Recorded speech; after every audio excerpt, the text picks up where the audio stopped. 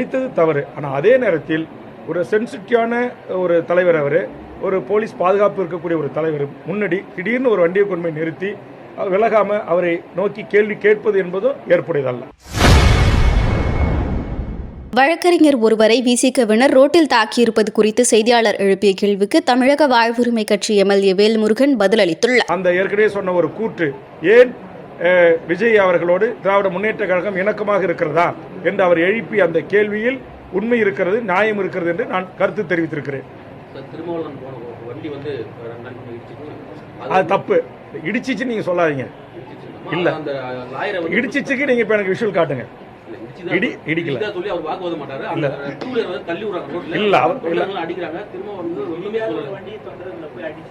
அத சொல்லுங்க. அதாவது திருமாவளவன் வண்டியும் அந்த டூ வீலர் இடிக்கல, அந்த டூ வீலரும் திருமாவளவன் வண்டியில போய் மோதல.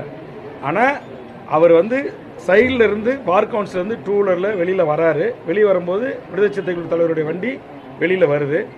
அவர் ஆர்ன் அடிக்கிறாங்க, அவர் ஒதுங்கலை. திரும்ப அப்படி சென்டரா போய் கிராஸ் பண்ணி நிறுத்திட்டு திருப்பி ஏதோ ஒருமையில் ஏதோ பேசுறாரு. அதை கோவப்பட்ட கூட இந்த தொண்டர்கள் அந்த வண்டியை தள்ளி விடுறாங்க, ரோட்டில் விழுந்துருது.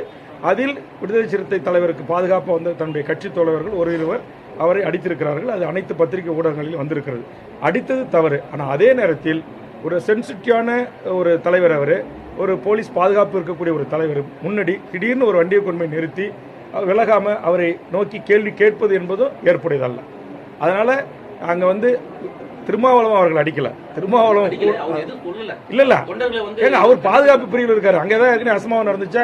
இந்த நாட்டுடைய சங்கிகள் உச்சநீதிமன்றத்தினுடைய தலைமை நீதிபதியே உச்சநீதிமன்றத்திலே செருப்பால அடிக்கக்கூடிய ஒரு மோசமான ஒரு பாசிச தன்மையோடு இந்த நாட்டில் அந்த சங்கி மனம் கொண்டவர்கள் வாழ்கிறாருங்க. அப்படிப்பட்ட சூழல் ஒரு தலைவர் டக்குன்னு இறங்க முடியுமா? இறங்க முடியாது. அவர் பாதுகாப்பு பிரிவில் வேற இருக்கிறாரு. உடனே அங்க இருக்கிற அவருடைய பாதுகாப்பு காவலர்கள் அவரை காப்பாற்றி பார் கவுன்சில கொண்டு போய் அவரை அமர வச்சிடுறாங்க. அதனால அவரு திருமாவளவன் அவருடைய வண்டி அந்த இருசக்கர வாகனத்தை மோதல. அவர் வண்டிக்கு இப்ப நான் போற ஒரு கட்சியினுடைய தலைவர், எனக்கு நிறைய லைஃப் த்ரெட்டன் இருக்கு, போலீஸ் பாதுகாப்பு இருக்கு. எப்படி திடீர்னு ஒரு டூ வீலர் நிறுத்தி திரும்பி மறைச்சு எசிமான வார்த்தைகளை திட்டினாலோ வழி விடாம மறுத்தாலோ எனக்கு இருக்கிற பாதுகாப்பு அதிகாரிகளோ என்னுடைய சொந்த பாதுகாப்பு தம்பிமார்களோ அந்த வண்டியை அப்புறப்படுத்த முயற்சிப்பாங்க. ஆனா அவர் கை நீட்டி அடிச்சுட்டாங்க. அது தவறு. அது நான் மறுக்கல.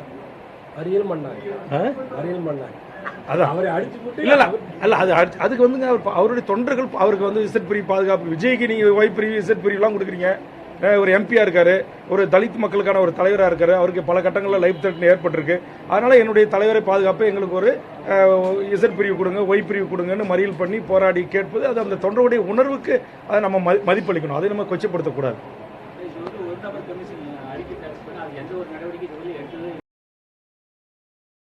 செய்திகளை உள்ளது உள்ளபடி தெரிந்து கொள்ள ரெஃப்ளெக்ட் நியூஸை சப்ஸ்கிரைப் பண்ணுங்க.